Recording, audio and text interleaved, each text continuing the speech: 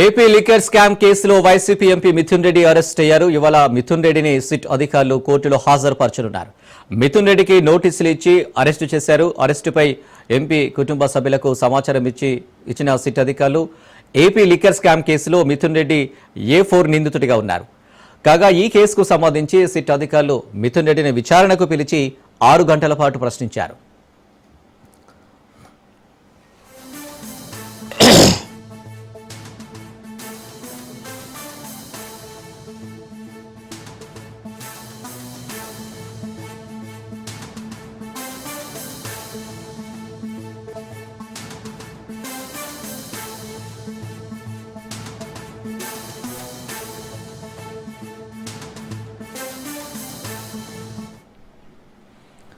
మిథున్ రెడ్డి విచారణ ఈ కేసులో కీలకంగా భావిస్తున్న సిట్ లిక్కర్ కేసు ప్రాథమిక ఛార్జ్ షీట్లను కోర్టుకు తీసుకువెళ్లారు.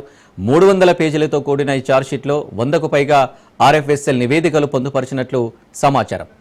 62 కోట్లు సీజ్ చేసినట్టు సిట్ అధికారులు ఛార్జ్ షీట్లో తెలిపారు. ఈ కేసుకు సంబంధించి ఇప్పటివరకు 268 మంది సాక్షులను సిట్ విచారించింది.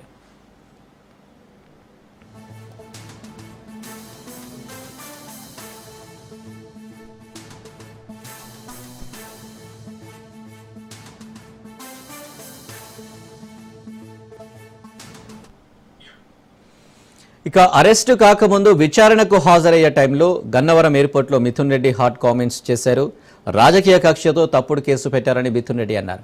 ఈ కేసు నిలబడదని, తాత్కాలికంగా రాక్షస ఆనందం పొందుతున్నారన్నారు. నోటి మాటలతో కేసు పెట్టారని, ఇలాంటి సాక్ష్యాలు ఆధారాలు లేవన్నారు. ధైర్యంగా కేసును ఎదుర్కొంటాం, సిట్కి సహకరిస్తానని మిథున్ రెడ్డి చెప్పుకొచ్చారు.